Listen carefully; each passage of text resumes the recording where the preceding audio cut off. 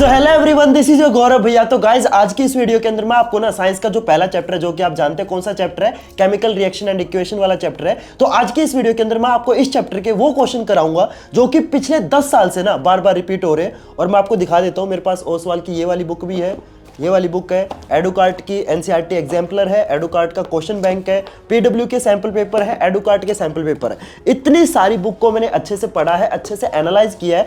और इन बुक्स में जितने भी सैंपल पेपर गिवन है ना, इन सभी सैंपल पेपर में जो आपके केमिकल रिएक्शन एंड इक्वेशन के जो मोस्ट रिपीटेड क्वेश्चन है वो मैंने अच्छे से फाइंड आउट कर लिए हैं और उसके बाद मैंने ये पीपीटी बनाई है। तो आज की इस वीडियो के अंदर मैं आपको ना इन सभी बुक्स का जो असली मटेरियल है ना वो मैं आपको कंप्लीटली फ्री में प्रोवाइड करने वाला हूं। तो यार इस बात पे इतना तो बनता है कि तुम प्लीज यार वीडियो को लाइक कर दो, क्योंकि यार इतनी सारी बुक्स को पढ़ना लिटरली मजाक नहीं है, बहुत टाइम लगा ये क्वेश्चन ढूंढने में। तो इतना तो बनता है यार, तुम प्लीज वीडियो को लाइक कर दो। तो चलो यार अब बिना टाइम वेस्ट किए वीडियो को स्टार्ट करते हैं। और हाँ, इस वीडियो को ना प्लीज अपने फ्रेंड्स और क्लासमेट के साथ जरूर शेयर करना और साथ में यार चैनल को जरूर सब्सक्राइब कर लेना, क्योंकि मैंने इस चैनल के ऊपर एक सीरीज शुरू कर रखी है जिसके अंदर मैं आपको साइंस के जितने भी चैप्टर है ना, सभी चैप्टर के जो पिछले 10 साल से जो क्वेश्चन बार बार रिपीट हो रहे हैं, सारे क्वेश्चन मैं आपको करवाने वाला हूं। तो प्लीज चैनल को सब्सक्राइब कर लेना, ताकि जब मैं अगली वीडियो में अगले चैप्टर के मोस्ट रिपीटेड क्वेश्चन आपको बताऊं तो आपको पता चल जाए। ठीक है, तो प्लीज चैनल को सब्सक्राइब कर लेना। अब बिना टाइम वेस्ट किए वीडियो को स्टार्ट करते हैं। तो देखते हैं सबसे पहला हमारा क्वेश्चन कौन सा है। तो सबसे पहला क्वेश्चन है, strong heating of ferrous sulfate leads to the formation of brown solid and two gases. This reaction can be categorized as। तो ये बेसिकली एमसीक्यू वाला क्वेश्चन है और ये आपका 2020 में आया था। ठीक है, तो इसमें से आपको बताना है कि ये जो रिएक्शन होगी ये आपकी इनमें से कौन से टाइप की रिएक्शन है। और अगर आपको इनके आंसर आते हैं ना तो प्लीज यार साथ में ना आप मेरे को कमेंट्स में इनका आंसर बता सकते हो। ठीक है, सिर्फ ऐसा नहीं कि आप मेरी बातें सुन रहे हो, अगर कोई क्वेश्चन आपको आता है तो उसका आंसर आपको कमेंट्स में देना भी है। क्लियर? तो देखो यार यहां पे क्या बोला गया है कि आपका जो फेरस सल्फेट है ना, इसको गर्म किया जाता है और ये गर्म होने के बाद है ना, एक तो ब्राउन सॉलिड में चेंज हो जाता है और साथ में इसमें से ना दो टाइप की गैस निकलती है। तो पहले काम करते हैं, मैं रिएक्शन लिख लेता हूं। तो फेरस सल्फेट का फॉर्मूला क्या है? FeSO4। और मेरे को जल्दी से पहले तो ये बताओ फेरस सल्फेट का कलर क्या होता है। अगर आपको नहीं पता तो मैं बता देता हूं। जो फेरस सल्फेट है ना, ये आपका बेसिकली व्हाइट कलर का होता है। ठीक है, तो जब इसको आप क्या करोगे, गर्म करोगे, यानी कि इसको हीट प्रोवाइड करोगे, तो ये आपका एक तो ब्राउन कलर में चेंज हो जाएगा। अब जब भी आप फेरस सल्फेट को गर्म करते हो ना, तो वो किस चीज में चेंज होता है? वो टोटल 3 चीजों में टूट जाता है। पहली चीज कौन सी है? Fe2O3। ठीक है, इसमें चेंज हो जाता है। दूसरी चीज क्या है? SO2। एंड तीसरी चीज क्या है? SO3। देखो ये जो SO2 है और ये जो SO3 है, ये आपको पता है ये क्या है? ये आपकी गैसेस है। ठीक है, तो ये दो तो आपकी क्या हो गई? गैस हो गई। ठीक है, ये आपका क्या है? ये आपका आयरन ऑक्साइड है। और ये आयरन ऑक्साइड किस कलर का होता है? मैं लिख लेता हूं, एक काम करता हूं, सबका ना कलर लिख लेता हूं। तो देखो गैस का तो ज्यादा आपको पता है, ज्यादा कुछ कलर होता नहीं। तो SO2 और SO3 जो है ये आपकी कलरलेस गैस है। ठीक है, ये आपकी कलरलेस गैस होती है। आयरन ऑक्साइड आपका ब्राउन कलर का होता है और ये आपका ना डल व्हाइट कलर का होता है। तो ये आपकी रिएक्शन बनेगी जब आप फेरस सल्फेट को गर्म करोगे, यानी कि उसको हीट प्रोवाइड करोगे, तो आयरन ऑक्साइड एंड इन दो गैसेस में चेंज हो जाएगा। अब देखो आपसे क्या पूछा गया है, आपको ना इस रिएक्शन को बताना है कि ये जो रिएक्शन है आपके आखिर किस टाइप की है। तो अगर आप इस चीज को नोटिस करोगे तो यहां पे ना दो चीजें हो रही है। क्या क्या हो रहा है? एक तो देखो यहां पे स्टार्टिंग में आपके पास सिंगल चीज थी। क्या थी वो चीज? ये था आपका फेरस सल्फेट। तो स्टार्टिंग में आपने एक सिंगल चीज ली और ये फेरस सल्फेट के टोटल 3 टुकड़े हो गए। मतलब जब आप एक चीज का रिएक्शन कराते हो और रिएक्शन होने के बाद इस चीज के 3 टुकड़े हो जाते हैं ना, मतलब कितने भी टुकड़े हो सकते हैं, अगर 2 से ज्यादा टुकड़े होते हैं ना, तो उस रिएक्शन को क्या बोलते हैं? उसको बोलते हैं डीकंपोजिशन रिएक्शन। तो यहां पे ना आपके 2 ऑप्शन करेक्ट हो सकते हैं, या तो बी करेक्ट हो सकता है या फिर डी करेक्ट हो सकता है, क्योंकि दोनों के अंदर डीकंपोजिशन लिखा हुआ है। ठीक है, लेकिन अब आपको बताना है कि ये रेडॉक्स रिएक्शन है या फिर एक्सोथर्मिक है। देखो जो आपके डिकंपोजिशन वाले रिएक्शन होते हैं ना, वो जनरली आपके एंडोथर्मिक होते हैं, वो एक्सोथर्मिक नहीं होते। बेसिकली अगर आप नोटिस करोगे तो यहां पे हीट हम प्रोवाइड कर रहे हैं, हीट निकल नहीं रही है। हमने जब इसको हीट प्रोवाइड की तब ये रिएक्शन हुई है, यानी कि इसने बेसिकली हीट को एब्जॉर्ब किया है। तो जिसके अंदर हीट एब्जॉर्ब होती है उसको क्या बोलते हैं? एंडोथर्मिक बोलते हैं। तो ये जो आपका डी ऑप्शन है ये तो आपका गलत हो जाएगा, क्योंकि ये एक्सोथर्मिक रिएक्शन नहीं है। राइट, तो यहां पे कौन सा ऑप्शन करेक्ट हो जाएगा? यहां पे जो आपका ऑप्शन करेक्ट होगा ना, that will be your option B. Clear everyone? मैं काम करता हूं, इसको इरेज कर देता हूं। तो आपका करेक्ट ऑप्शन क्या हो जाएगा? Option B. अब यहां पे ना बहुत सारे बच्चों को एक डाउट होगा कि भैया ये रेडॉक्स रिएक्शन कैसे है। देखो रेडॉक्स रिएक्शन आपको पता चल रहा है, नाम से ही पता चल रहा होगा, ऐसी रिएक्शन जिसके अंदर रिडक्शन एंड ऑक्सीडेशन दोनों हो ना, उसको रेडॉक्स रिएक्शन बोलते हैं, ये आपको पता है। तो अगर मैं आपको दिखाऊं, थोड़ा सा ना आपको दिमाग लगाना पड़ेगा, ठीक है, थोड़ा सा दिमाग लगाना। अगर आप एक चीज नोटिस करोगे तो ये जो आपका ऑक्सीजन है, ये जो आपका O4 है, ये आपका आयरन के साथ अटैच नहीं है। ये जो O4 है ये आपका सल्फर के साथ अटैच है, ठीक है। आयरन ये जो बेचारा अकेला है ना, ये आयरन आपका सल्फर के साथ अटैच है, और ये जो सल्फर है ये आपका ऑक्सीजन के साथ अटैच है। तो ये आयरन आपका डायरेक्ट ऑक्सीजन के साथ अटैच नहीं है, ठीक है। तो अगर आप नोटिस करोगे, ये जब आपका आयरन ऑक्साइड के अंदर चेंज होता है तो यहां पे इस केस में क्या हो रहा है, इस केस में आपका आयरन डायरेक्ट ऑक्सीजन के टच में है। पहले ये डायरेक्ट ऑक्सीजन के टच में नहीं था, बाद में रिएक्शन होने के बाद में ये डायरेक्ट ऑक्सीजन के टच में आ गया, राइट। तो यहां पे क्या हुआ, आयरन का ऑक्सीडेशन हुआ है।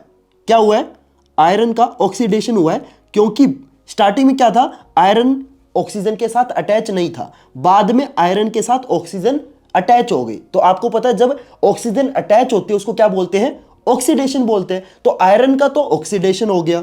अब एक चीज नोटिस करो, तो स्टार्टिंग में सल्फर के साथ कितने ऑक्सीजन है, 4 ऑक्सीजन है, ठीक है, और बाद में ऑक्सीजन कितने हैं, 2 ऑक्सीजन है, यानी कि 4 से 2 ऑक्सीजन हो गए, यानी कि ऑक्सीजन 2 ऑक्सीजन हट गए, राइट। समझ रहे हो बात मेरी। तो ऑक्सीजन यहां पे रिमूव हुए, तो यहां पे सल्फर का क्या हुआ है, सल्फर का रिडक्शन हुआ है, ठीक है, और इस केस में भी सल्फर का रिडक्शन हुआ है। तो रिडक्शन 2 बार हुआ है और ऑक्सीडेशन आपका 1 बार हुआ है, ठीक है। तो यहां पे ऑक्सीडेशन एंड रिडक्शन दोनों साथ में हो रहे हैं, तो इसीलिए इसको क्या बोलते हैं, रेडॉक्स रिएक्शन बोलते हैं। Clear everyone. तो डिकम्पोजिशन रिएक्शन क्यों है, क्योंकि स्टार्टिंग में फेरस सल्फेट अकेला था और इसके टोटल 3 टुकड़े हो गए। तो किसी भी चीज के जब 2 या 2 से ज्यादा टुकड़े होते हैं उसको डिकम्पोजिशन रिएक्शन बोलते हैं। एंड यहां पे रिडक्शन एंड ऑक्सीडेशन दोनों साथ में हो रहे हैं, इसीलिए इसको रेडॉक्स रिएक्शन भी बोलते हैं। क्लियर एवरीवन, समझ में आया ये क्वेश्चन, ठीक है। चलो अगले क्वेश्चन पे चलते हैं।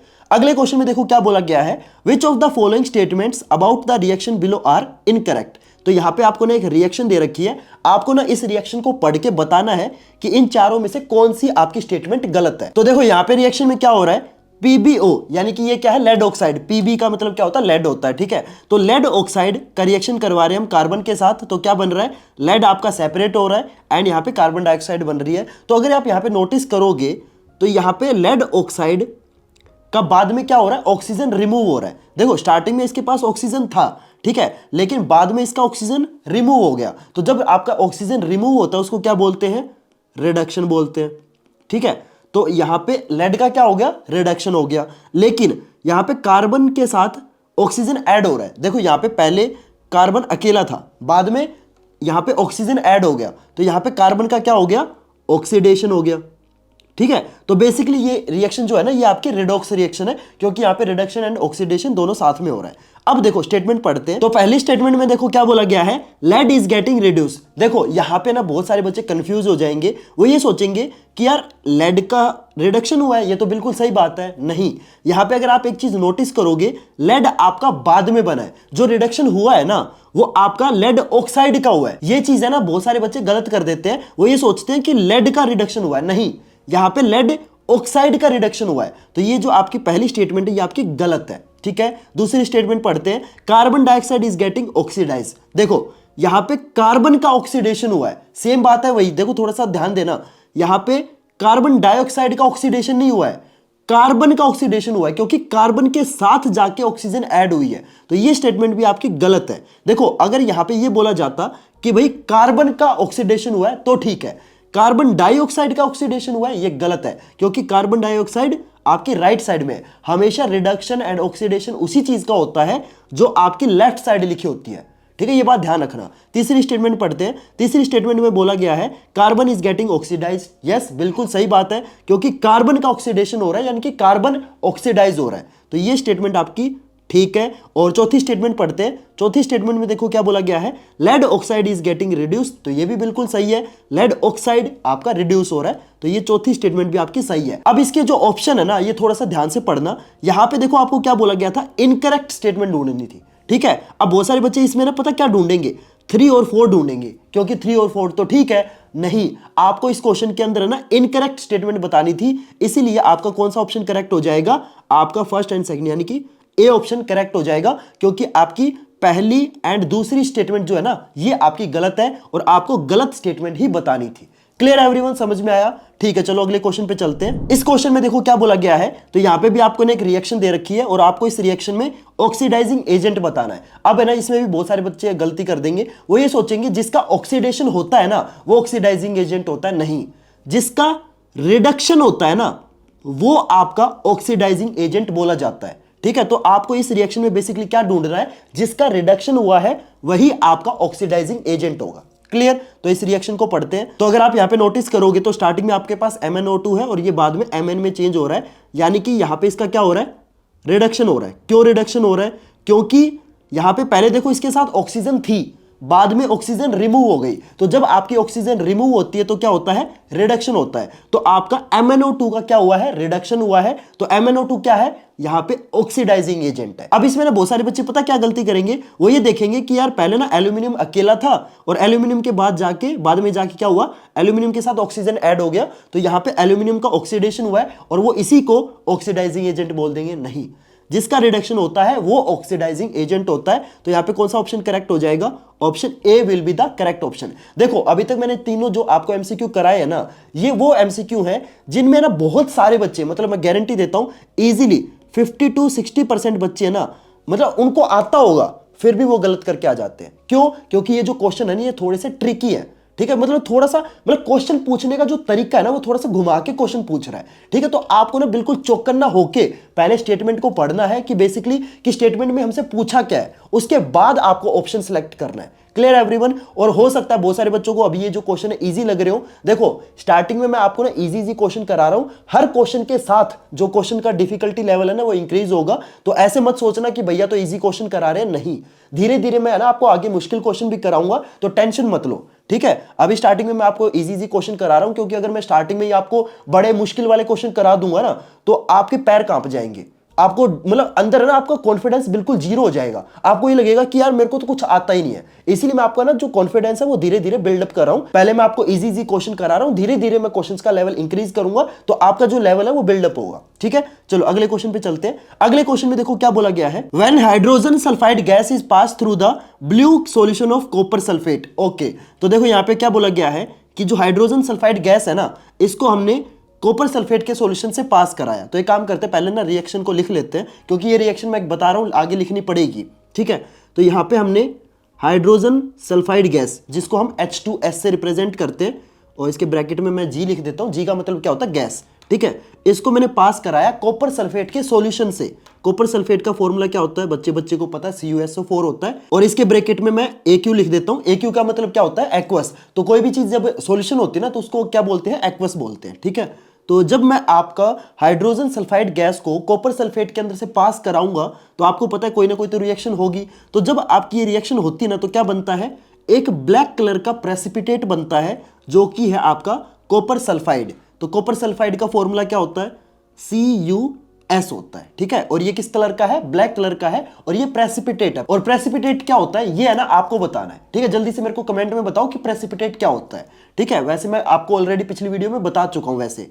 ठीक है, तो यहां पे CuS यानी कि कॉपर सल्फाइड का प्रेसिपिटेट बन जाएगा जो कि ब्लैक कलर का प्रेसिपिटेट होता है, और साथ में आपका सल्फ्यूरिक एसिड भी बनेगा जिसको हम H2SO4 बोलते हैं।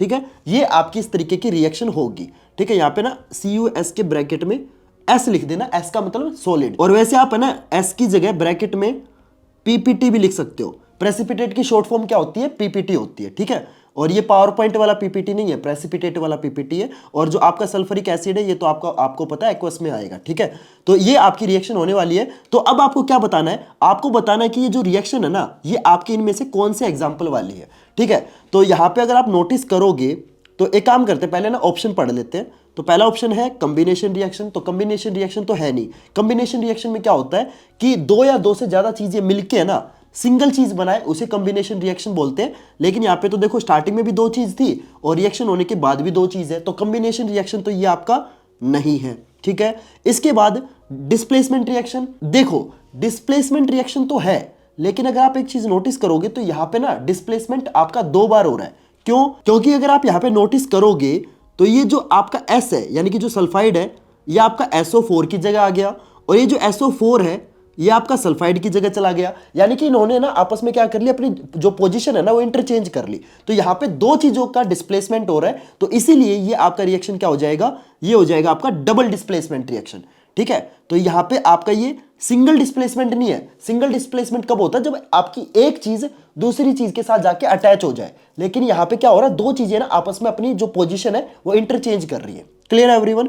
और यहाँ पे डिकम्पोजिशन रिएक्शन भी नहीं है। डिकम्पोजिशन रिएक्शन में क्या होता है कि आपकी कोई एक सिंगल चीज है ना, दो या दो से ज्यादा टुकड़ों में टूट जाए ना, उसे डिकम्पोजिशन रिएक्शन बोलते हैं। बेसिकली क्या होता है, आपकी जो कॉम्बिनेशन रिएक्शन है और जो आपकी डिकम्पोजिशन रिएक्शन है ना, ये एक दूसरे के उल्टा होता है। मतलब कॉम्बिनेशन रिएक्शन में दो या दो से ज्यादा चीजें मिलके एक चीज बनती है, और डिकम्पोजिशन में क्या होता है, आपकी एक चीज दो या दो से ज्यादा चीजों में टूट जाती है। क्लियर है एवरीवन? तो ये आपका डिकम्पोजिशन रिएक्शन भी नहीं है। ठीक है, तो यहां पे ये क्या है, ये आपका डबल डिस्प्लेसमेंट का एग्जांपल है। क्लियर है एवरीवन? और देखो यार थोड़ा सा गला बैठा हुआ है, मैं फिर भी देखो चिल्ला चिल्ला के पढ़ा रहा हूं, तो यार इस बात पे इतना तो बनता है, मेरी इतनी से रिस्पेक्ट कर लेना, क्योंकि रात के 1 बजे हुए। मैं आपको दिखा देता हूं, 12:50 है। ठीक है, ये रात के 12:50 है, और रात के 12:50 पे यार देखो मैं वीडियो बना रहा हूं, तो इतना तो बनता है कि तुम यार प्लीज वीडियो को लाइक कर देना।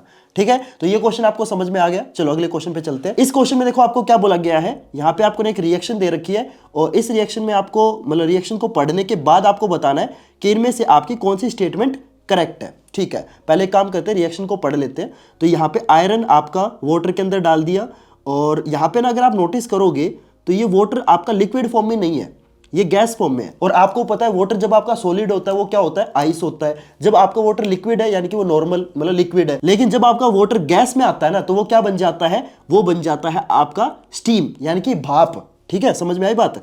तो यहाँ पे आपका आयरन को स्टीम के अंदर से पास करवाया गया है, तो क्या बनेगा, आपका आयरन ऑक्साइड एंड आपकी जो हाइड्रोजन गैस है वो बाहर निकल गई। ठीक है, ये आपका रिएक्शन है। तो यहाँ पे आपको स्टेटमेंट पढ़नी है। अब देखो पहली स्टेटमेंट में क्या बोला गया है, the product FeO4 is present as a solution in water. ये बहुत ही गलत स्टेटमेंट है, लेकिन बहुत सारे बच्चे ना इस स्टेटमेंट को सही मान लेंगे। क्यों? क्योंकि वो ये देखेंगे कि यार ये FeO4 है ना, आपका मतलब सॉल्यूशन के अंदर तो है नहीं है। कैसे नहीं है, देखो ये जो आपका FeO4 होता है ना, ये आपका मतलब थोड़ा सा ना ग्रे कलर का होता है। ठीक है, और ये आपका सॉलिड की फॉर्म में। ठीक है, अगर आप नोटिस करोगे यहाँ पे S भी लिखा हुआ है, तो ये आपका अगर सॉल्यूशन के अंदर होता ना, तो यहाँ पे सॉलिड की जगह एक्वस लिखा होता, AQ लिखा होता। लेकिन ये आपका सॉलिड की फॉर्म में है, तो ये आपके सॉल्यूशन के अंदर मिक्स नहीं है, ये आपके उस जो भी मतलब रिएक्शन होने के बाद जो चीज बनी है उसके नीचे वैसे कहीं पे पड़ा हुआ है, क्योंकि ये सॉलिड की फॉर्म में, ये मिक्स नहीं हुआ है। ठीक है, तो ये स्टेटमेंट आपकी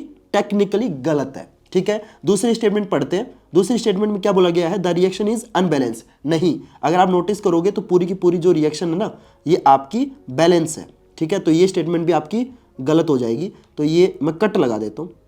पहली दो स्टेटमेंट गलत है। तीसरी स्टेटमेंट में देखो क्या बोला गया है, न्यूट्रलाइजेशन रिएक्शन गलत है। न्यूट्रलाइजेशन रिएक्शन में क्या होता है, एक एसिड और एक बेस जब रिएक्ट करते हैं तो वाटर बनना कंपलसरी होता है। तो यहाँ पे आपका कहीं पे वाटर दिख रहा है, वाटर तो दिख नहीं रहा, तो ये आपका न्यूट्रलाइजेशन रिएक्शन भी नहीं है। फोर्थ स्टेटमेंट में क्या बोला गया है, in this reaction water is used in the form of steam. Yes, मैं आपको स्टार्टिंग में बता चुका हूं, यहां पे अगर आप नोटिस करोगे तो जो वाटर है ना वो आपका गैस की फॉर्म में है, और जब आपका वाटर गैस की फॉर्म में होता है तो वो बेसिकली स्टीम होता है। तो इस रिएक्शन के अंदर जो वाटर आपका यूज हुआ है वो आपका स्टीम की फॉर्म में यूज हुआ है, इसीलिए आपकी ये चौथी स्टेटमेंट है ये आपकी करेक्ट हो जाएगी। क्लियर है एवरीवन? देखो ये जो क्वेश्चंस है ना मैं आपको जो करवा रहा हूं ना, ये थोड़े से ट्रिकी क्वेश्चन है, मतलब है आसान लेकिन ट्रिकी है। ठीक है, मतलब जिस बच्चे को बिल्कुल बारीकी से चैप्टर आता होगा ना, वही बच्चा इस क्वेश्चन के आंसर दे सकता है। और इस टाइप के जो क्वेश्चंस है ना सारे चैप्टर की मैं आपको इस चैनल पे प्रोवाइड करता हूं, तो प्लीज चैनल को सब्सक्राइब जरूर कर लेना। देखो ये तो केमिकल रिएक्शन एंड इक्वेशन वाले क्वेश्चन हो गए। मैं अगली वीडियो में आपको ना कार्बन वाले चैप्टर की भी इंपॉर्टेंट क्वेश्चन प्रोवाइड करने वाला हूं।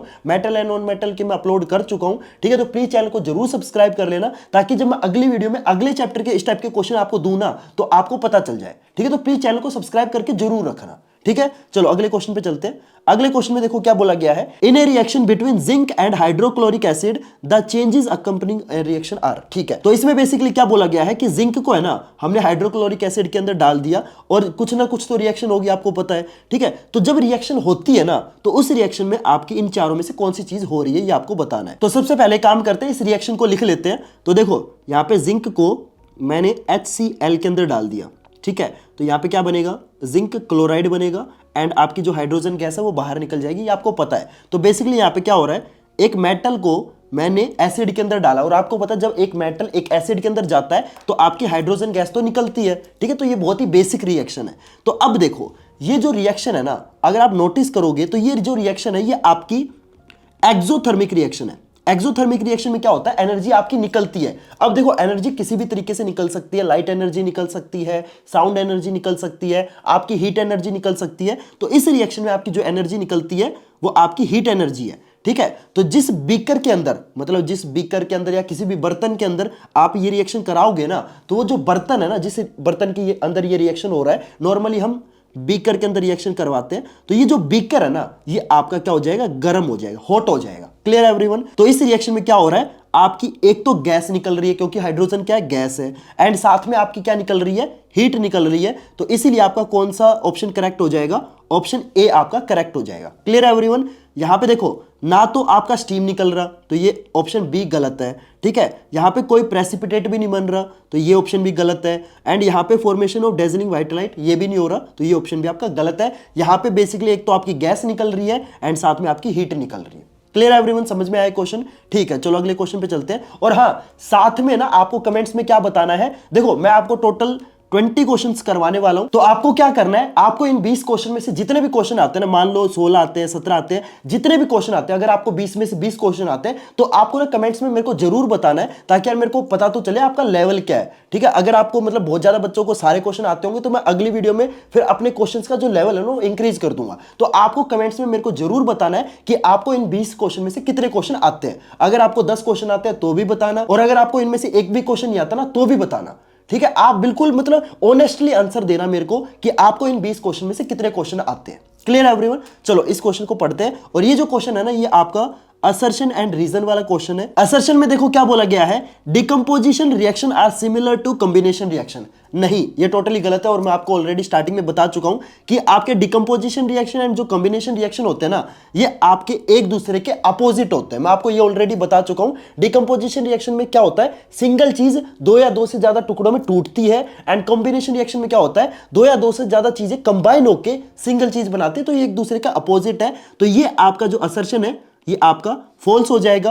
अब रीजन को पढ़ लेते हैं। Both reactions need a catalyst to occur. Catalyst basically क्या होता है, एक काम करो ये भी तुम मेरे को कमेंट में बताओ कि कैटलिस्ट क्या होता है, ठीक है। ये भी मैं आपको ऑलरेडी बता चुका हूं पहले, ठीक है। तो यहां पे आपको बोला गया है कि आपके डिकम्पोजिशन एंड कॉम्बिनेशन रिएक्शन में क्या कैटलिस्ट कंपलसरी है, नहीं कंपलसरी नहीं है। मतलब कैटलिस्ट बेसिकली मैं ही बता देता हूं, कैटलिस्ट वो चीज होती है जो आपके रिएक्शन के अंदर पार्टिसिपेट नहीं करती, बल्कि ये क्या करता है, ये आपके रिएक्शन को ना फास्ट कर देता है। ये खुद रिएक्ट नहीं करता, ये बेसिकली है ना मोहल्ले वाली आंटी है, ठीक है। जैसे मोहल्ले वाली आंटी आके ना मतलब लड़ाई में घी नहीं डाल देती, उस तरीके का काम करता है ये, ठीक है। समझ में आई बात। तो यहां पर ये भी आपका क्या है, गलत है, ठीक है। ऐसा कोई जरूरी नहीं कि कॉम्बिनेशन रिएक्शन और डिकम्पोजिशन रिएक्शन में कंपलसरी हो कैटलिस्ट, ऐसा कोई जरूरी नहीं है। कुछ रिएक्शन में कैटलिस्ट लग जाता है, कुछ में नहीं लगता, ठीक है। तो ये कोई कंपलसरी नहीं है। तो यहां पे आपका असर्शन एंड रीजन दोनों के दोनों फॉल्स हो जाएंगे। तो यहां पे आपका कौन सा स्टेटमेंट करेक्ट है, तो यहां पे आपका ये जो फोर्थ डी ऑप्शन है ना ये आपका करेक्ट हो जाएगा, क्योंकि इसमें लिखा हुआ है जो असर्शन एंड रीजन है ये आपका फॉल्स है।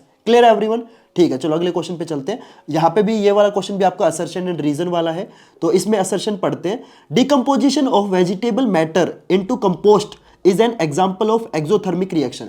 ये थोड़ा सा ना बच्चों को कंफ्यूज कर सकता है। देखो आपको बायोगैस के बारे में पता है, बायोगैस क्या होता है? अगर आपको नहीं पता तो कोई बात नहीं, मैं बताता हूं। जैसे मान लो आपके घर में कोई भी सब्जी है, ठीक है, सब्जी का ऊपर का छिलका बच जाता है। जैसे फॉर एग्जांपल आपके घर में आलू की सब्जी बनी और आलू का जो छिलका है ना, मतलब मान लो आपके एक हफ्ते तक घर में जितनी भी सब्जी बनी उन सभी सब्जी का क्या किया आपने ना, छिलके जितने भी छिलके थे वो आपने इकट्ठे कर लिए, ठीक है।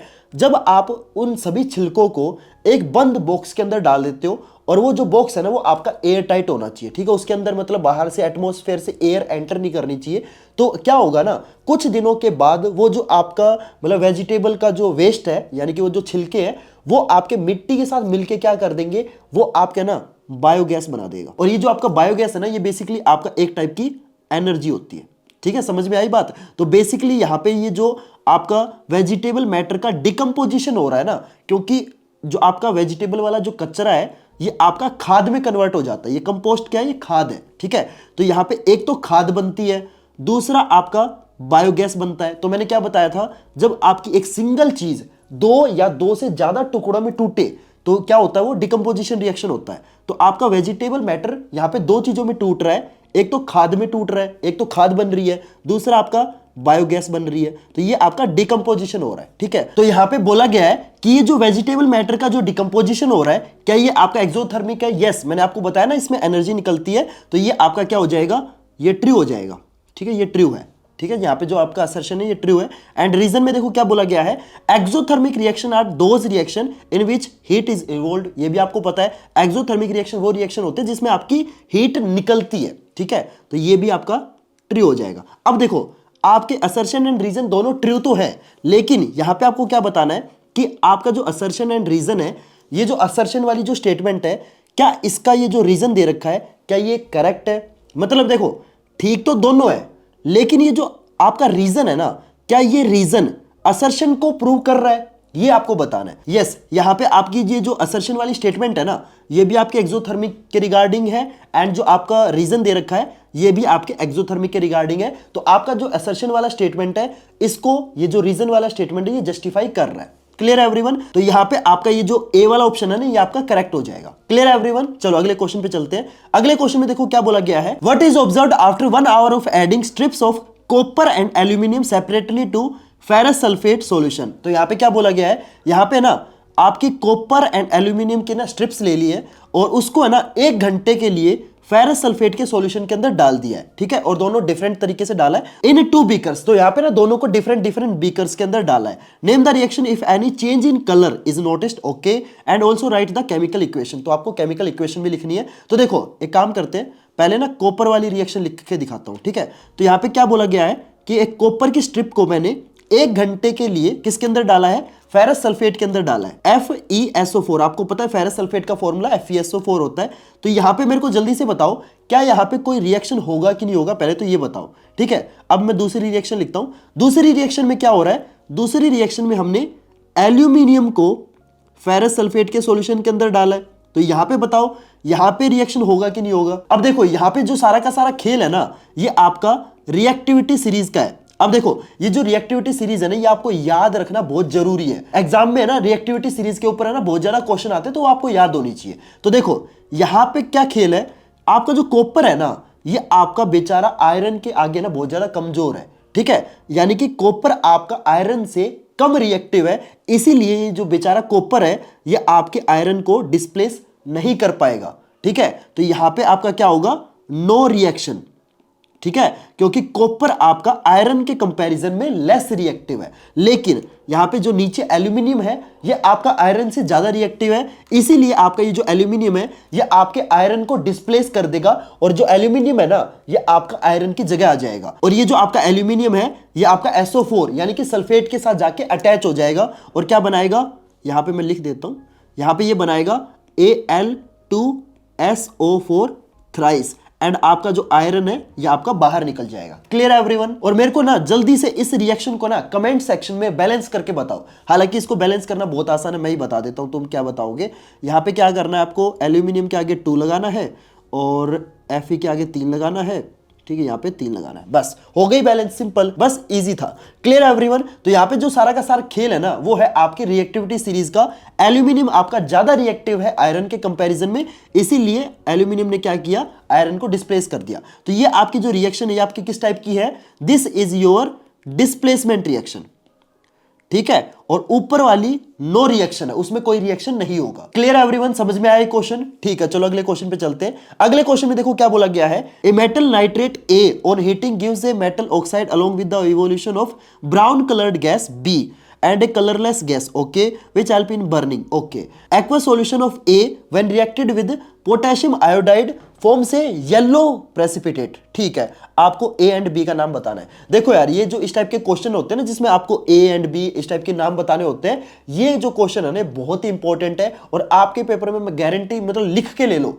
अगर इस टाइप का क्वेश्चन आपके पेपर में ना आए ना, मेरा चैनल अनसब्सक्राइब कर देना। मैं आपको गारंटी दे रहा हूं इस टाइप का एक क्वेश्चन पिछले 10 साल के पेपर उठा के देख लो, हर साल आपका आ रहा है, ठीक है। तो इस टाइप के क्वेश्चन आपको बिल्कुल अच्छे से आने चाहिए, और ये जो क्वेश्चन है ना, इस टाइप के जो क्वेश्चन है, ये वही बच्चा सोल्व कर पाएगा जिसके ना बिल्कुल जो कंसेप्ट है ना वो क्लियर होंगे। तो कंसेप्ट अगर आपके क्लियर नहीं है ना, तो आप इस टाइप के क्वेश्चन नहीं कर पाओगे। तो आपको क्या करना है, आपको ना चैनल को सब्सक्राइब करना है, क्योंकि मैंने इस चैनल के ऊपर ऑलरेडी वैसे तो काफी वन शॉट लेक्चर वगैरह अपलोड कर रखे हैं, एंड आगे भी मैं और अपलोड करने वाला हूं। तो आपको सिंपल क्या करना है, आपको चैनल को सब्सक्राइब करना है, ताकि जब मैं अगले डिफरेंट चैप्टर्स के वन शॉट लेक्चर आपको प्रोवाइड करूं तो आपको पता चल जाए, क्योंकि जो वन शॉट लेक्चर मैं प्रोवाइड करता हूं ना, उसके अंदर मैं आपका जो कंसेप्ट है ना वो बहुत ज्यादा अच्छे से क्लियर करता हूं। तो आप प्लीज चैनल को सब्सक्राइब कर लेना, ठीक है। अब इस क्वेश्चन की बात करते हैं। तो इस क्वेश्चन में देखो स्टार्ट में क्या बोला गया है, एक मेटल नाइट्रेट है जो कि है आपका ए, ठीक है। तो मैं लिख लेता हूं, एक मेटल नाइट्रेट है, ठीक है।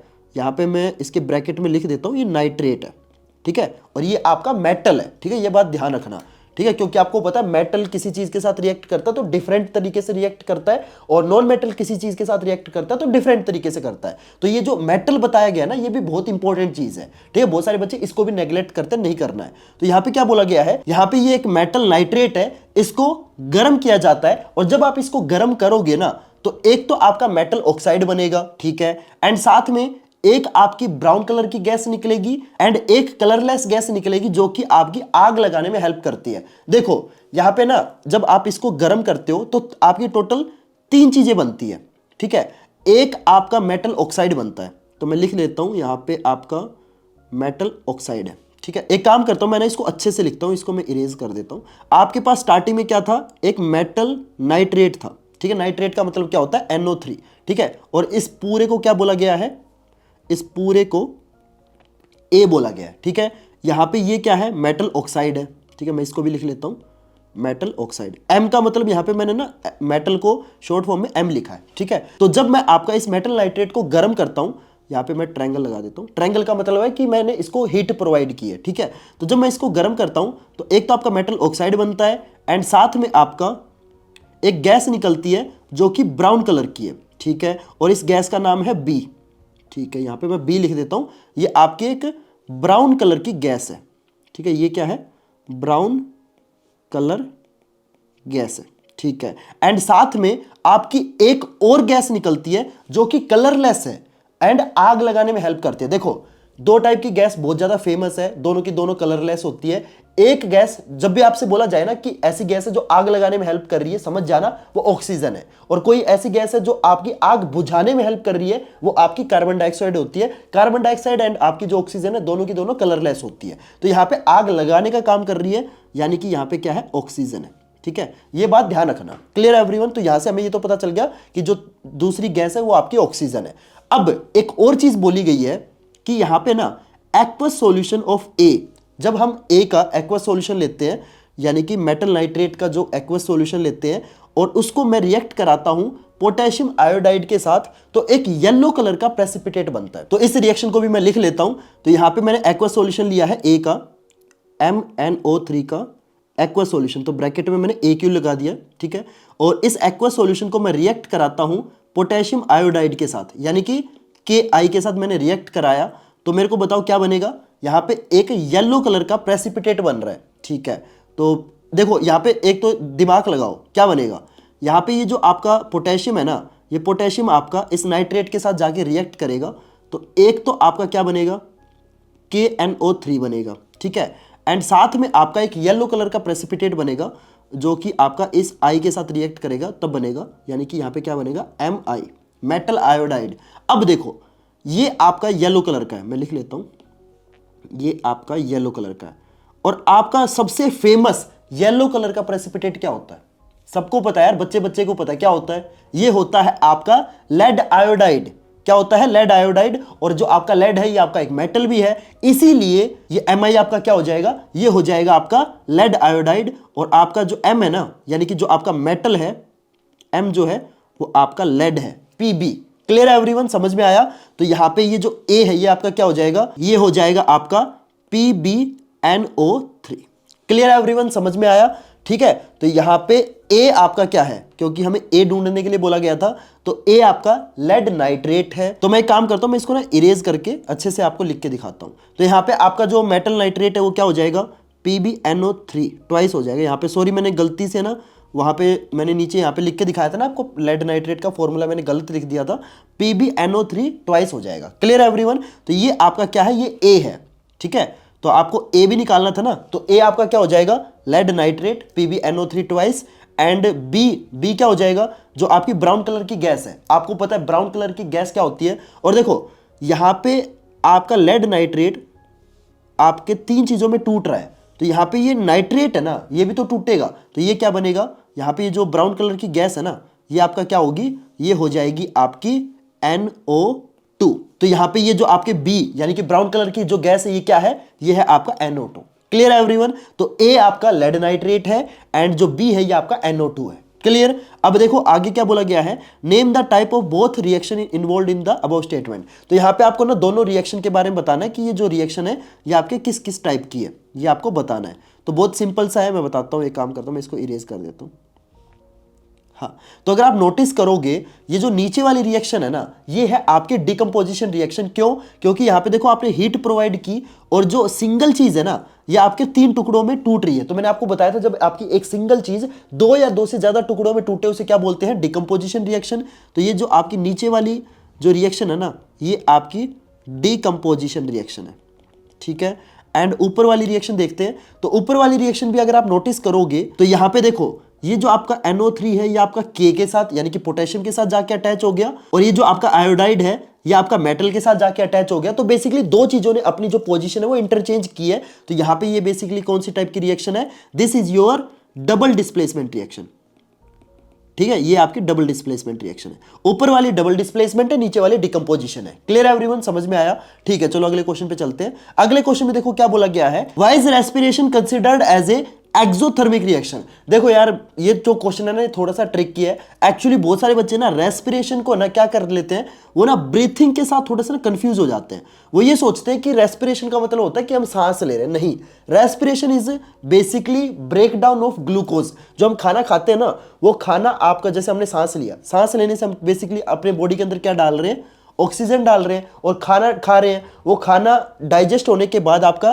ग्लूकोज के अंदर चेंज हो रहा है। तो ग्लूकोज एंड जो हम सांस लेने से जो ऑक्सीजन आ रही है, वो दोनों आपस में रिएक्ट होने के बाद क्या होता है, आपका जो ग्लूकोज है वो आपका एनर्जी के अंदर कन्वर्ट हो जाता है, राइट। मैं आपको एक काम करता हूं, रिएक्शन लिख के दिखा देता हूं, ठीक है। तो ये मैं आपको जो रिएक्शन लिख के दिखा रहा हूं, ये आपकी रेस्पिरेशन की रिएक्शन है, ठीक है। तो बेसिकली क्या हुआ, हमने जो खाना खाया, खाना डाइजेस्ट होने के बाद वो आपका ग्लूकोज उसके अंदर चेंज हो गया। ग्लूकोज का फॉर्मूला क्या होता है, C6H12O6, ये आपको पता होगा।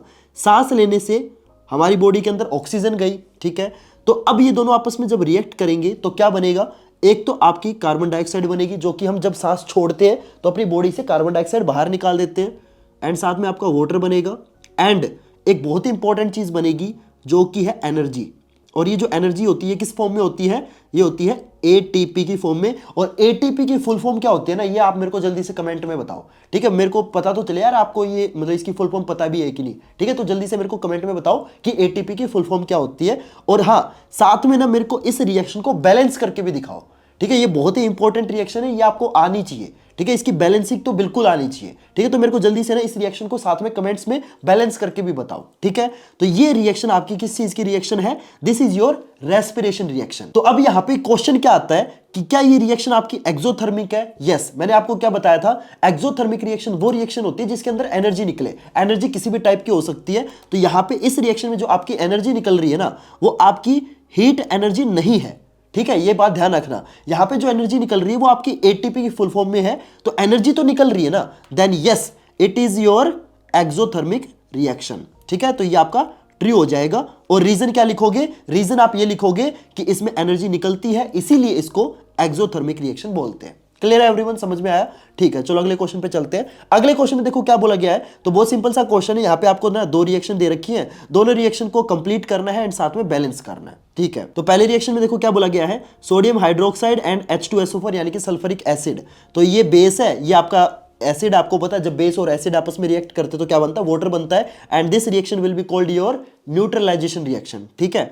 तो यहाँ पे क्या बनेगा, यहाँ पे एक तो Na2SO4 बनेगा, ठीक है, एंड साथ में आपका वाटर बनेगा, H2O बनेगा। क्लियर है एवरीवन? क्योंकि वाटर बनना जरूरी था, क्योंकि बेस एंड एसिड रिएक्ट करेंगे तो आपको पता है वाटर तो निकलेगा ही निकलेगा, ठीक है। तो ये आपकी न्यूट्रलाइजेशन रिएक्शन है। लेकिन अगर आप एक चीज और नोटिस करोगे ना, तो कहीं ना कहीं ये आपकी एक डबल डिस्प्लेसमेंट रिएक्शन भी है। कैसे? क्योंकि आपका ये जो सोडियम है ना, ये आपका सल्फेट के साथ जाके रिएक्ट कर गया, एंड ये जो आपका हाइड्रोजन है ये इस OH के साथ जाके रिएक्ट कर गया, तो कहीं ना कहीं ये आपका डबल डिस्प्लेसमेंट रिएक्शन भी है। क्लियर है एवरीवन? तो न्यूट्रलाइजेशन रिएक्शन लिख के आना वो ज्यादा बेटर रहेगा, ठीक है, क्योंकि न्यूट्रलाइजेशन रिएक्शन तो ये सामने से दिख रही है, ठीक है, तो ये आपकी रिएक्शन हो जाएगी। और हाँ, जल्दी से मेरे को ना इस रिएक्शन को भी आप बैलेंस करके कमेंट्स में बताओ, ठीक है। अब दूसरी रिएक्शन देखते हैं। तो दूसरी रिएक्शन में देखो यहाँ पे लेड नाइट्रेट है एंड ये पोटेशियम आयोडाइड है। ये रिएक्शन मैं आपको ऑलरेडी पिछले क्वेश्चन में बता चुका हूँ। यहाँ पे आपका ना ये जो लेड है ना, ये आपका इस आयोडाइड के साथ जाके रिएक्ट करेगा और क्या बनाएगा, ये आपका PbI2 बनाएगा, लेड आयोडाइड बनाएगा, एंड साथ में आपका KNO3 बनेगा। और इस रिएक्शन को भी आप मेरे को जल्दी से कमेंट्स में बैलेंस करके बताओ। तो इस तरीके से आपकी दोनों की दोनों रिएक्शन होने वाली है। क्लियर है एवरीवन? समझ में आया? ठीक है, चलो अगले क्वेश्चन पे चलते हैं। तो इस क्वेश्चन में देखते हैं क्या बोला गया है। ए solution of potassium chloride when mixed with silver nitrate solution. Okay, तो देखो यहाँ पे अगर आप एक चीज नोटिस करोगे तो यहाँ पे ना आपके दो सॉल्यूशन है, दोनों के दोनों सॉल्यूशन है, और उन दोनों सॉल्यूशन को यहाँ पे हमने मिक्स किया है। तो पहला सॉल्यूशन क्या है? पहला सॉल्यूशन हमारा पोटेशियम क्लोराइड का, तो इसका नाम हो जाएगा आपका KCl, ठीक है, ये हमारा पोटेशियम क्लोराइड है। और दूसरा सॉल्यूशन है मेरा सिल्वर नाइट्रेट का, जिसका फॉर्मूला क्या होता है, AgNO3, ठीक है। और ये दोनों के दोनों सॉल्यूशन है, इसलिए आप क्या करोगे, दोनों के बराबर में ना ब्रैकेट में आप AQ लिख दोगे। AQ का मतलब क्या होता है कि ये सॉल्यूशन है, ठीक है। तो जब ये आपस में रिएक्ट करेंगे तो आपका क्या बनेगा, देखो सिंपल सी बात है, दोनों के दोनों आपके सॉल्यूशन है। तो जब भी आपके दो सॉल्यूशन मिक्स होते हैं ना, तो बहुत ज्यादा चांसेस है कि यहाँ पे क्या होगा, आपका डबल डिस्प्लेसमेंट होगा। तो यहाँ पे आपका क्या बनेगा, यहाँ पे आपका ना ये जो Cl है ये Ag के साथ जाके रिएक्ट हो जाएगा, एंड ये जो K है ये आपका NO3 के साथ जाके अटैच हो जाएगा। तो यहाँ पे क्या क्या बनेगा, एक तो AgCl बनेगा एंड साथ में KNO3 बनेगा, ठीक है। KNO3 का मतलब क्या होता है, पोटेशियम नाइट्रेट, एंड ये आपका सिल्वर क्लोराइड हो गया। क्लियर है एवरीवन? तो अब देखो आगे क्या बोला गया स्टेटमेंट में, an insoluble white substance is formed. देखो जहां पे भी आपको इनसोल्यूबल बोला जाए ना, समझ जाना वो चीज क्या है, वो है आपका प्रेसिपिटेट। तो यहाँ पे आपका प्रेसिपिटेट इन दोनों में से कौन सा होगा, देखो ये तो आपका सॉल्यूशन है, ठीक है, ये चीज आपकी एक सॉलिड चीज है। और ये जो सिल्वर क्लोराइड होता है ना, ये आपका कौन से कलर का होता है, ये होता है आपका व्हाइट कलर का, ठीक है। और ये आपका ऐसा सॉलिड है जो कि आपका इनसोल्यूबल है, तो इसलिए इसको हम क्या बोल देंगे, ये हमारा प्रेसिपिटेट भी है, ठीक है। तो ब्रैकेट में मैंने यहाँ पे PPT लिख दिया, PPT का फुल फॉर्म प्रेसिपिटेट होता है। क्लियर है एवरीवन? तो ये आपकी पूरी की पूरी रिएक्शन होने वाली है। तो आपको इस क्वेश्चन के अंदर केमिकल रिएक्शन लिख के दिखानी थी, जो कि मैंने लिख के दिखा दी आपको, and also mention the type of the chemical reaction. तो आपको है ना केमिकल रिएक्शन कौन से टाइप की है ये भी बताना है। तो ये जो आपकी रिएक्शन है ना, ये आपकी कौन सी है, this is your double displacement reaction, displacement reaction. और डबल डिस्प्लेसमेंट रिएक्शन क्यों है, क्योंकि ये जो Cl है ना, ये आपका NO3 की जगह चला गया, और जो K है ये आपका Ag की जगह चला गया, बस इतना ही फर्क है। Clear everyone? समझ में आया? तो ये हमारी डबल डिस्प्लेसमेंट रिएक्शन है, और इस रिएक्शन को आप है ना प्रेसिपिटेशन रिएक्शन भी बोल सकते हो, ठीक है। अगर आप प्रेसिपिटेशन रिएक्शन लिख के आओगे तो वो जो एग्जामिनर है ना, जो आपका पेपर चेक करेगा, उसके ऊपर है ना आपका एक बहुत ही पॉजिटिव इंप्रेशन पड़ेगा। एग्जामिनर को ये लगेगा कि यार इस बंदे को तो बहुत ज्यादा इन डेप्थ नॉलेज है। क्लियर है एवरीवन? तो ये प्रेसिपिटेशन रिएक्शन क्यों है, क्योंकि यहाँ पे आपका प्रेसिपिटेट बन रहा है, ठीक है। समझ में आया क्वेश्चन? ठीक है, चलो अगले क्वेश्चन पे चलते हैं। अगले क्वेश्चन में देखो क्या बोला गया है, ए शाइनिंग मेटल M, एक आपका मेटल है जो कि बहुत ज्यादा शाइनिंग है। अब देखो बहुत अलग अलग तरह के मेटल होते हैं जो बहुत ज्यादा शाइन करते हैं, जैसे कि आपका सोडियम जो है वो भी एक बहुत ज्यादा शाइनी मेटल होता है, ठीक है। तो यहाँ पे हमें नहीं पता ये कौन सा मेटल है, लेकिन हमें ये बोला गया है कि एक मेटल है जो कि M है और ये बहुत ज्यादा शाइनिंग है। On burning gives A dazzling white flame. देखो जब भी हम किसी मेटल को बर्न करते हैं यानी कि उसमें आग लगाते हैं ना, तो हर मेटल की एक अलग अलग कलर की फ्लेम होती है।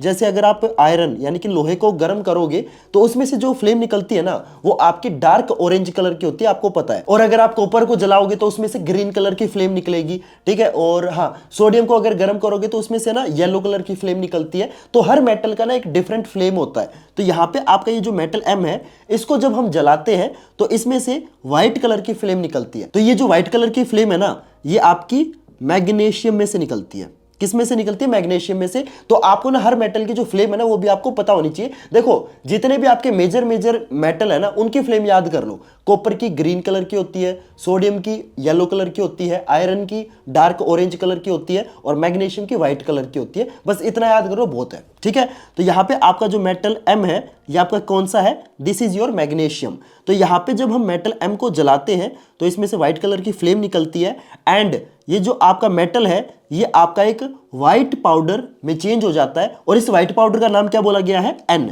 ठीक है, तो बेसिकली जब मैं मैग्नीशियम को जलाता हूं तो किसी भी चीज को जब आप जलाते हो तो क्या होता है, आप किसी भी चीज को जब जलाते हो ना तो बेसिकली आप उसको ऑक्सीजन प्रोवाइड कर रहे हो। तो यहां पे मैंने मैग्नीशियम का Mg होता है, आपको पता है नाम, ठीक है। तो मैग्नीशियम को मैंने ऑक्सीजन प्रोवाइड की तो क्या बनेगा, आपको पता है मैग्नीशियम ऑक्साइड बनेगा। इसको बैलेंस कर लेना, बैलेंस करना बहुत आसान है, इसके सिंपल आगे 2 लगाना है, ठीक है। तो यहां पे ये जो चीज बनी है, what is this, this is your magnesium oxide. Clear everyone. तो ये जो मैग्नीशियम ऑक्साइड बना है ना, ये आपका एक व्हाइट पाउडर की फॉर्म में निकलता है, ठीक है। और इसी का नाम आपको क्या बोला गया है, इसी का नाम आपको N बोला गया, ठीक है। और ये जो आपका मैग्नीशियम है ये आपका M है, ठीक है, मैं सर्कल कर देता हूं। और ये जो मैग्नीशियम ऑक्साइड है ये आपका N है। तो इस क्वेश्चन में आपसे ये बोला गया था कि आपके पास है ना एक मेटल है जिसको जब मैं गर्म करता हूं यानी कि आग लगाता हूं तो वो आपका ना एक व्हाइट कलर के पाउडर में चेंज हो जाता है और जो फ्लेम निकलती है ना वो फ्लेम आपकी व्हाइट कलर की होती है। तो आपको एक तो M का नाम बताना है यानी कि मेटल का नाम बताना है, जो कि मैंने आपको बता दिया, मेटल कौन सा है, मैग्नीशियम है। और आपको N का नाम बताना है यानी कि जब मैं उस मेटल को आग लगा देता हूं, आग लगाने के बाद जो व्हाइट कलर का पाउडर बनता है वो व्हाइट पाउडर क्या है, वो आपका मैग्नीशियम ऑक्साइड है यानी कि N है। क्लियर है एवरीवन। तो इसमें जो पहला क्वेश्चन था उसमें आपको M और N बताना था, जो कि मैंने आपको बता दिया।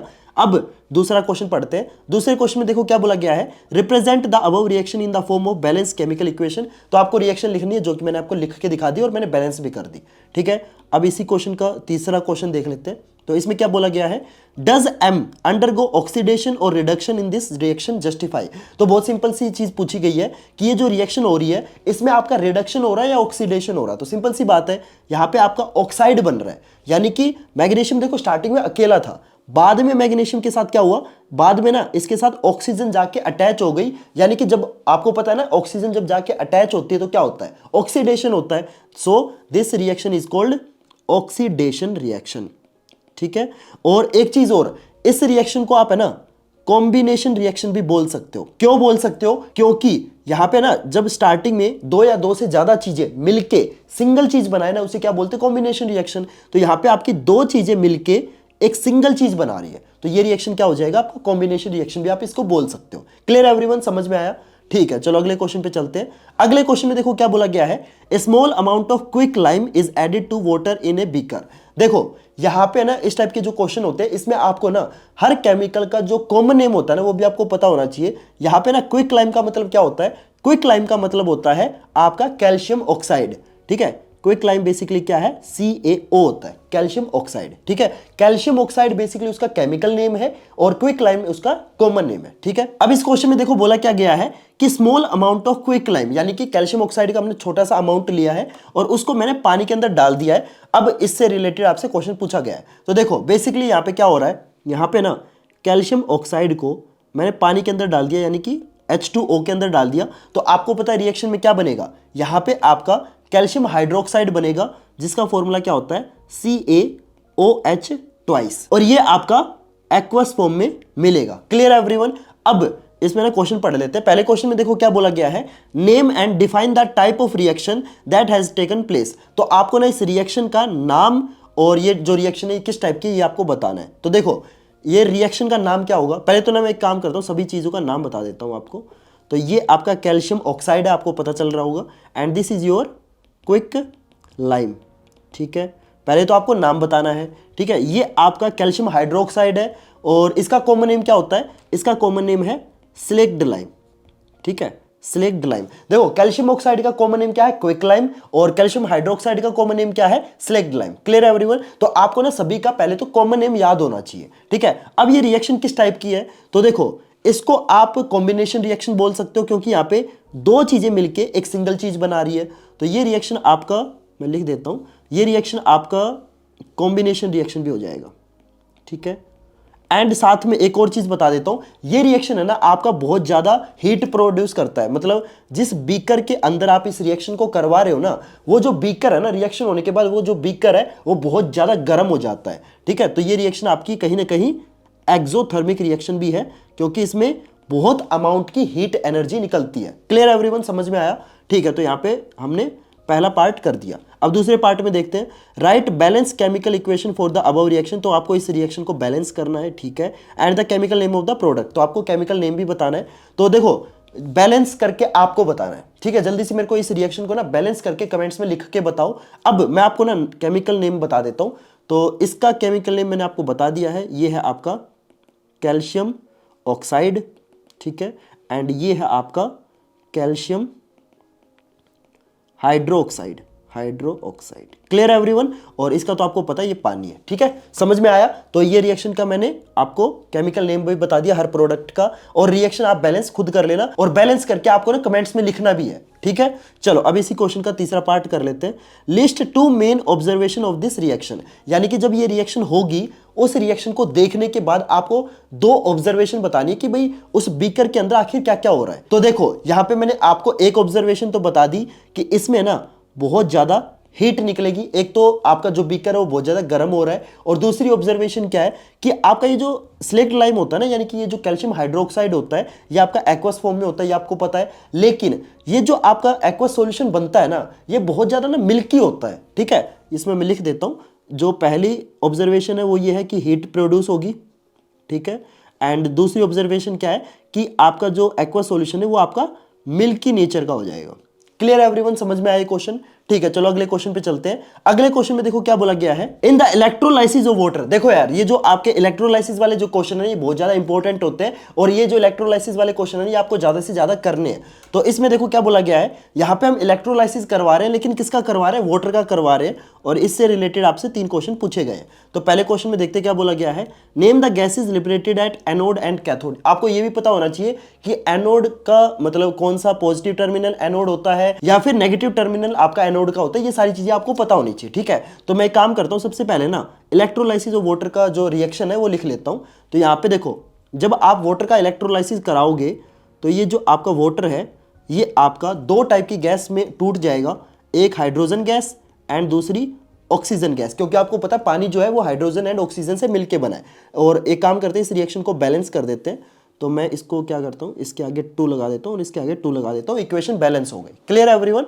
तो अब देखो जब आप इलेक्ट्रोलाइसिस करते हो तो उसके अंदर है ना आप इलेक्ट्रिसिटी पास करवाते हो, और जब भी किसी चीज में से इलेक्ट्रिसिटी पास होती है तो उसके 2 टर्मिनल होते हैं, एक होता है आपका पॉजिटिव टर्मिनल, एक होता है आपका नेगेटिव टर्मिनल। तो जो आपका पॉजिटिव टर्मिनल होता है वो क्या होता है, that is your anode, and जो आपका नेगेटिव टर्मिनल होता है वो होता है आपका कैथोड, ठीक है। ये आपको याद करने पड़ेंगे। क्लियर। तो अब देखो ये जो एनोड है ये आपका पॉजिटिव टर्मिनल है, और आपको पता है पॉजिटिव चीज आपके नेगेटिव आयन को अट्रैक्ट करती है। तो अब मेरे को ये बताओ ऑक्सीजन आपकी नेगेटिव है या हाइड्रोजन नेगेटिव है। तो आपको पता है ऑक्सीजन आपका एक नॉन मेटल है, राइट। आपने अगर पीरियोडिक टेबल देखा होगा तो आपको पता होगा कि जो ऑक्सीजन है वो आपके राइट साइड में रखी जाती है। तो ऑक्सीजन को इलेक्ट्रॉन चाहिए, तो बेसिकली कहीं ना कहीं ऑक्सीजन आपका नेगेटिव, अगर मैं सिंपल भाषा में बताऊं तो ऑक्सीजन आपकी नेगेटिव चार्ज वाली होती है, ठीक है, और हाइड्रोजन आपकी पॉजिटिव चार्ज वाली होती है। तो आपका ये जो ऑक्सीजन है ये आपके कहां पे जाएगी, ये आपके एनोड पे जाएगी।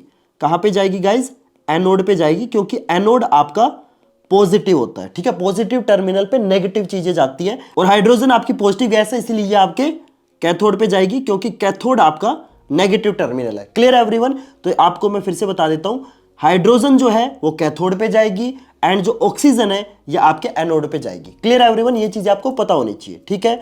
तो ये तो हमें पता चल गया, कैथोड पे हाइड्रोजन जाएगी, एनोड पे आपका ऑक्सीजन जाएगी, ठीक है। तो भाई ये तो फर्स्ट पार्ट तो हमारा हो गया। सेकंड पार्ट देखते हैं। सेकंड पार्ट में देखो क्या बोला गया है, why is it that the volume of gas collected on one electrode. देखो ये जो कैथोड और एनोड है ना इनको इलेक्ट्रोड बोलते हैं। तो इसमें देखो क्या बोला गया है कि आपके वॉल्यूम ऑफ गैस जो कलेक्ट हो रही है वो एक इलेक्ट्रोड पे डबल है और दूसरे पे सिंगल है। तो अगर आप एक चीज नोटिस करोगे, जब मैंने आपको इक्वेशन बैलेंस करके दिखाई तो आपने नोटिस किया होगा हाइड्रोजन के आगे मैंने देखो 2 लगाया, ठीक है।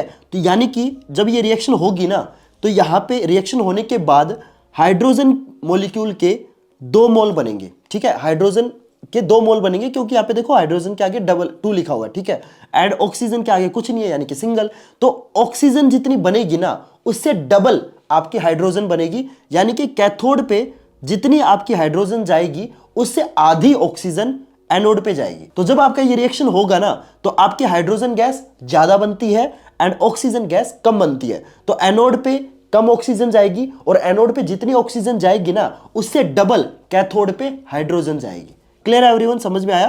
तो ये बेसिकली क्यों हो रहा है, बिकॉज एक रूल है आपका केमिस्ट्री के अंदर जिसको हम क्या बोलते हैं, law of conservation of mass, ठीक है, law of conservation of mass की वजह से। और ये लॉ क्या कहता है कि स्टार्टिंग में आपने जितना रिएक्टेंट लिया है ना, उसका जो वेट है रिएक्शन होने के बाद जो आपका प्रोडक्ट बनेगा उसका वेट, दोनों का वेट इक्वल होगा। क्लियर एवरीवन, समझ में आया? तो बेसिकली बात क्या है कि रिएक्शन जब आप बैलेंस करते हो, तो रिएक्शन जब बैलेंस करने के बाद आपकी जो हाइड्रोजन है वो डबल बनती है, ऑक्सीजन आपकी कम बनती है, सिंपल सी बात है, ठीक है। तो ये आपका रीजन हो जाएगा। चलो अब इसके थर्ड पार्ट को पढ़ लेते हैं। थर्ड पार्ट में देखो क्या पूछा गया है, what would happen if dilute H2SO4 यानी कि sulphuric acid is not added to the water. देखो जब आप पानी का इलेक्ट्रोलाइसिस करवाते हो ना, अगर यहां पे आप प्योर वाटर लोगे, ठीक है, तो आपको पता है प्योर वाटर जो है ना वो एक इंसुलेटर का काम करता है। प्योर वाटर के अंदर से है ना आपकी इलेक्ट्रिसिटी पास नहीं हो सकती, आपको पता है, क्योंकि इलेक्ट्रिसिटी पास होने के लिए सबसे इंपॉर्टेंट चीज क्या है,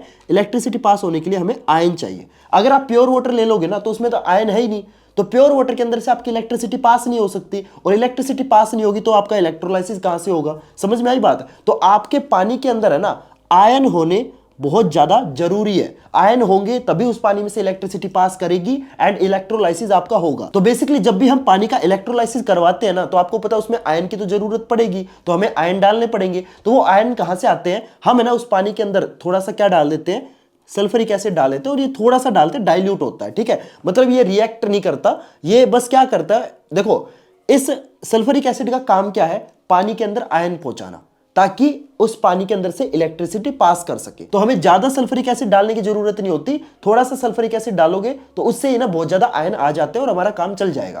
क्लियर एवरीवन? तो बेसिकली इस क्वेश्चन में ये बोला गया है कि अगर हम इसके अंदर H2SO4 नहीं डालेंगे ना तो क्या होगा, सिंपल सी बात, अगर H2SO4 नहीं डालोगे तो आपके पानी के अंदर आयन वगैरह नहीं जाएंगे, ठीक है, और आयन नहीं गए तो इलेक्ट्रिसिटी पास नहीं होगी, इलेक्ट्रिसिटी पास नहीं होगी तो इलेक्ट्रोलाइसिस नहीं होगा। Clear everyone? और देखो हम यहाँ पे जो वाटर लेते हैं ना वो प्योर वाटर नहीं लेते हैं, नॉर्मल टैप वाटर लेते हैं, तो उसके अंदर खुद मतलब थोड़ी बहुत इंप्योरिटीज होती है, तो वाटर उस मतलब इम्प्योर वाटर के अंदर थोड़े बहुत आयन होते हैं, तो मतलब इलेक्ट्रोलाइसिस तो हो जाएगा क्योंकि उसके पास खुद की इंप्योरिटी है, ठीक है, इलेक्ट्रोलाइसिस हो जाएगा। लेकिन H2SO4 डालने से क्या होगा कि आपका मतलब ज्यादा आयन आ जाएंगे, जिससे क्या होगा कि आपका जो इलेक्ट्रोलाइसिस वाला जो प्रोसेस है ना वो बहुत ज्यादा फास्ट हो जाएगा। तो बेसिकली यहाँ पे ये जो आपका सल्फ्यूरिक एसिड है ना, ये क्या कर रहा है, ये आपका ना कैटलिस्ट का काम कर रहा है। कैटलिस्ट का मतलब क्या होता है, कैटलिस्ट का काम क्या होता है, कैटलिस्ट खुद रिएक्ट नहीं करता है, वो क्या करता है, स्पीड ऑफ रिएक्शन को फास्ट कर देता है, ठीक है। तो यहां पे सल्फ्यूरिक एसिड डालने से ज्यादा आयन चले जाएंगे, जिससे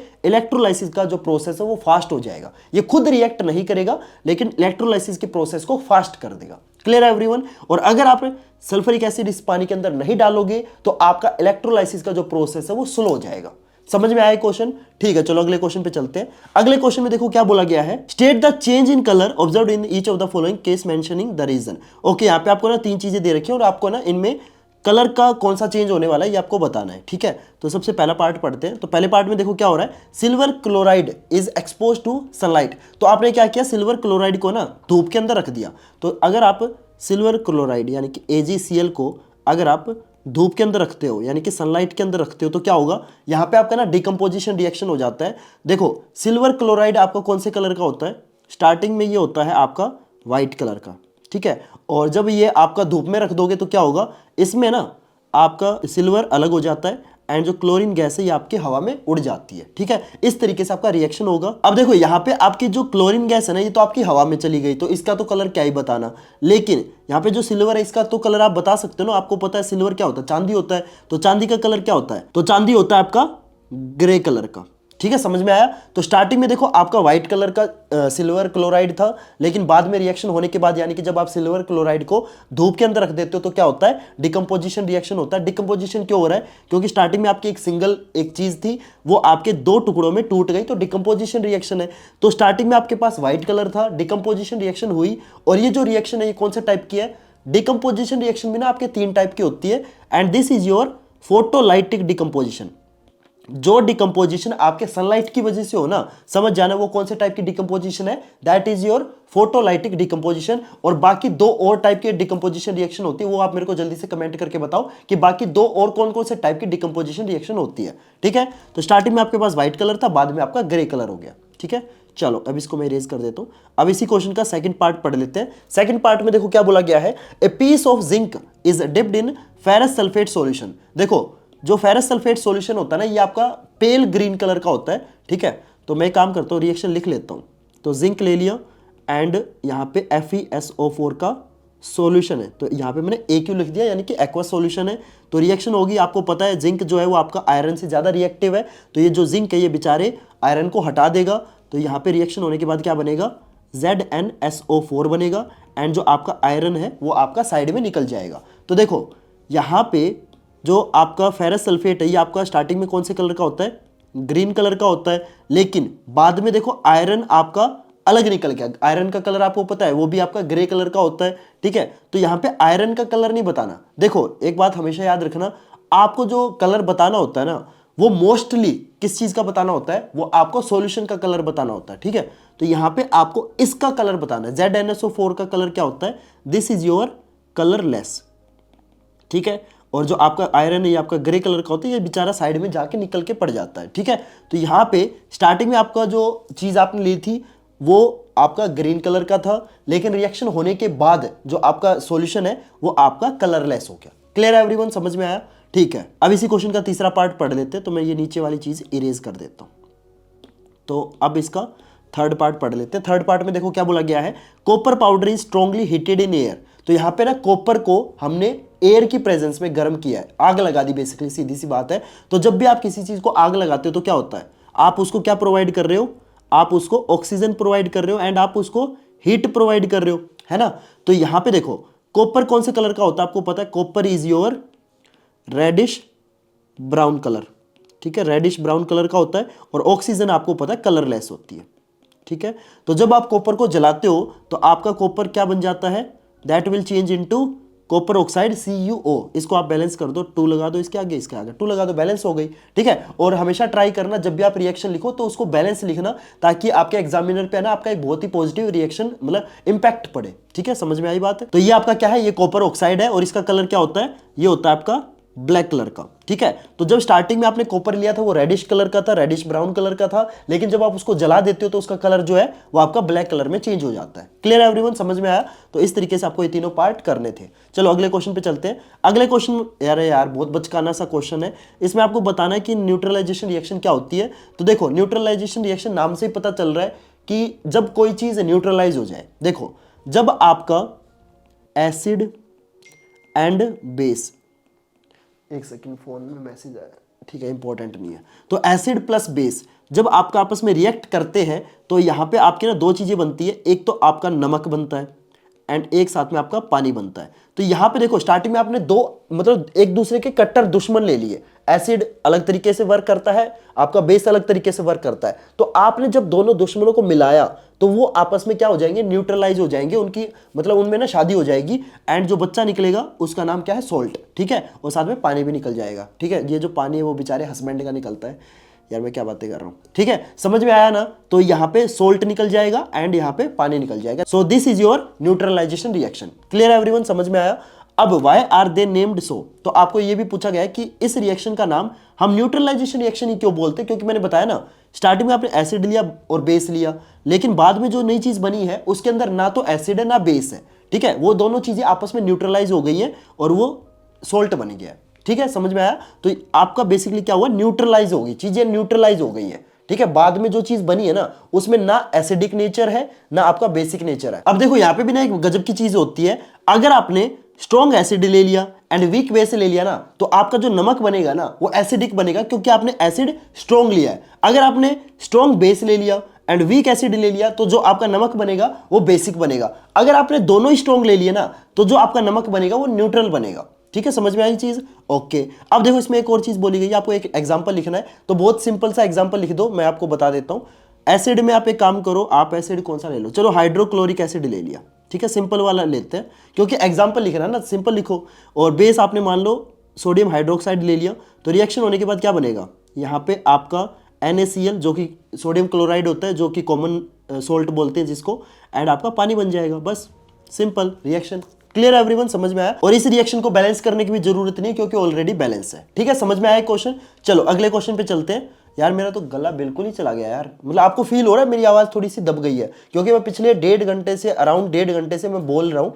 हो सकता है, मेरे को नहीं पता ये वीडियो कितनी लंबी बनी है, क्योंकि इससे पहले भी मैंने एक और वीडियो रिकॉर्ड की है, तो लगातार इतना बोल रहा हूँ यार, तो इतनी तो रिस्पेक्ट कर लेना कि प्लीज़ यार वीडियो को लाइक कर देना, क्योंकि देखो मतलब बहुत जोर लगा के बोलना पड़ रहा है, क्योंकि मतलब गले में ना बहुत ज़्यादा खराश हो गई है। ठीक है, तो प्लीज़ यार वीडियो को लाइक जरूर कर देना, क्योंकि इतनी मेहनत कर रहा हूँ रात में बैठ के, इतनी लाइटें लगा के, इतना बनता है यार, अब तो इतना तो लाइक तब बनता है। ठीक है, तो प्लीज वीडियो को लाइक जरूर कर देना। और हाँ यार, मैं आपको एक और चीज बता देता हूँ, मैंने आपको स्टार्ट में इतनी सारी बुक्स दिखाई थी जिसमें से मैंने ये सारे क्वेश्चन ढूंढे हैं, लेकिन मैं आपको एक और चीज बता देता हूँ, मतलब इतनी सारी बुक्स में से मैंने क्वेश्चन तो ढूंढे हैं, लेकिन एक बुक मेरे पास ऐसी है जिसमें से ना मैक्सिमम क्वेश्चन है, और जिसके क्वेश्चन मेरे को सबसे बेटर लगे थे, वो मैं आपको बुक बता देता हूँ। दैट इज एडुकार्ट की ये नई बुक आई है, फाइनल रिवीजन वाली, अभी अभी लॉन्च हुई है। तो इस बुक में से ना मैक्सिमम क्वेश्चन निकाले, क्योंकि इस बुक के जो क्वेश्चन है ना, वो मेरे को बहुत ही मतलब प्रीमियम क्वालिटी के मिले थे। तो आप इस बुक को परचेज कर सकते हो, काफी बढ़िया बुक है। और आपको ना इस बुक में, देखो मैं एक चीज बता देता हूँ, बहुत अच्छी चीज है इस बुक की, इसमें ना आपको English, math, science and SST,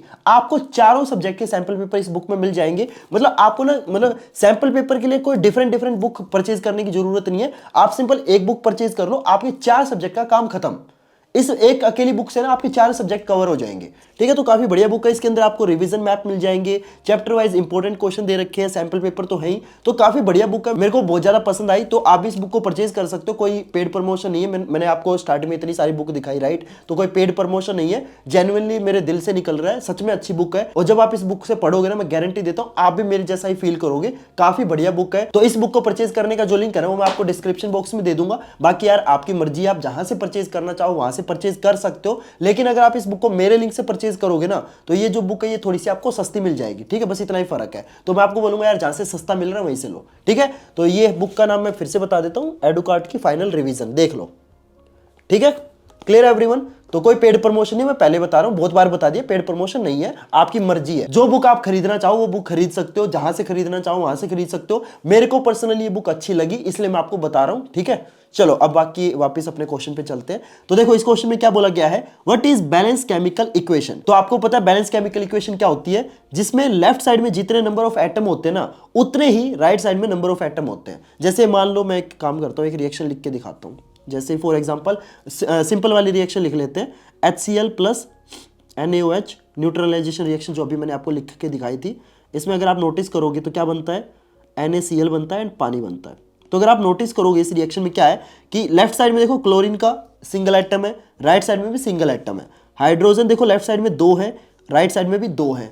oxygen single है, राइट साइड में भी सिंगल है, एंड सोडियम भी सिंगल है, इधर भी सिंगल है। तो बेसिकली क्या हो रहा है, लेफ्ट साइड में हर एलिमेंट का जितने एटम है, राइट साइड में भी हर एलिमेंट के उतने ही एटम है। इसे क्या बोलते हैं, बैलेंस केमिकल इक्वेशन। ठीक है, और हमें इक्वेशन को बैलेंस क्यों करना चाहिए, क्योंकि आपको मैंने बताया था एक रूल है, law of conservation of mass.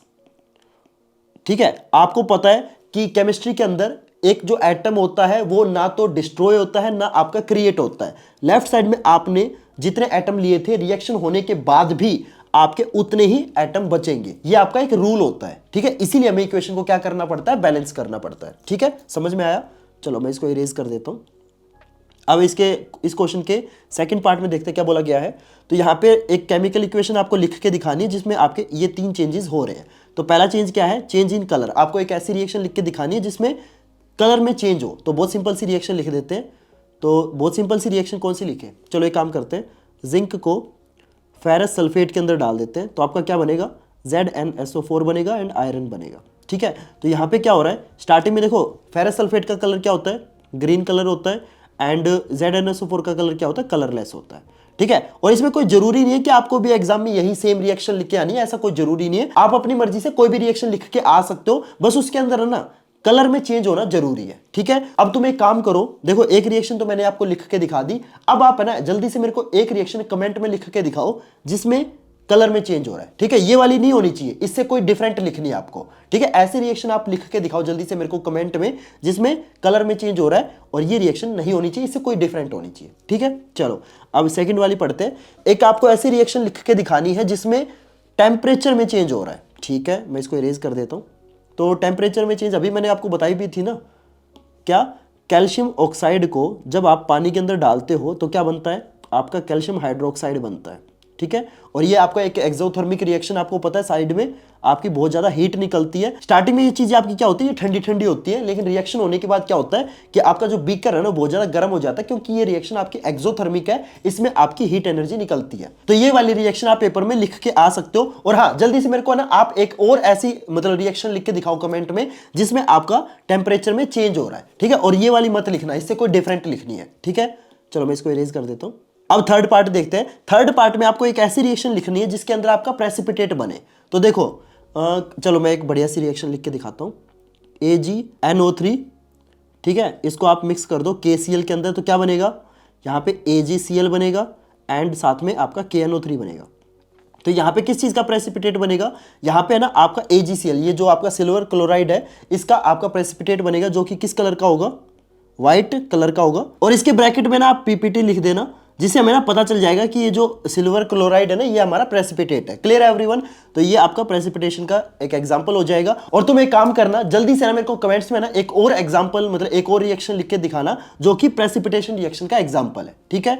अब देखो ये तो हमारा 19th क्वेश्चन हो गया। अब है ना मैं जो आपको आखिरी क्वेश्चन करवाने वाला हूं, 20th क्वेश्चन जो मैं आपको करवाने वाला हूं, वो आपका ना होमवर्क वाला क्वेश्चन है। और उस क्वेश्चन को आपको ना खुद से अपने दिमाग से सोच के उसका जो आंसर है ना वो आपको कमेंट्स में लिखना है। और जिस बच्चे का आंसर बिल्कुल करेक्ट होगा ना, उस बच्चे का जो कमेंट है वो मैं पिन कर दूंगा, ठीक है। चलो आज की इस वीडियो का लास्ट क्वेश्चन देख लेते हैं। ये आपका होमवर्क वाला क्वेश्चन है, ठीक है। तो इसके अंदर आपके टोटल 4 पार्ट है। तो कमेंट्स में ना अच्छे से मतलब पूरा एक अच्छे से प्रेजेंट करके इनका आंसर आपको लिखना है। और जो बच्चा बिल्कुल सही आंसर लिखेगा उसको उसका जो कमेंट है वो मैं पिन कर दूंगा, ठीक है। उससे फिर बाकी बच्चों को भी इस क्वेश्चन का आंसर मिल जाएगा।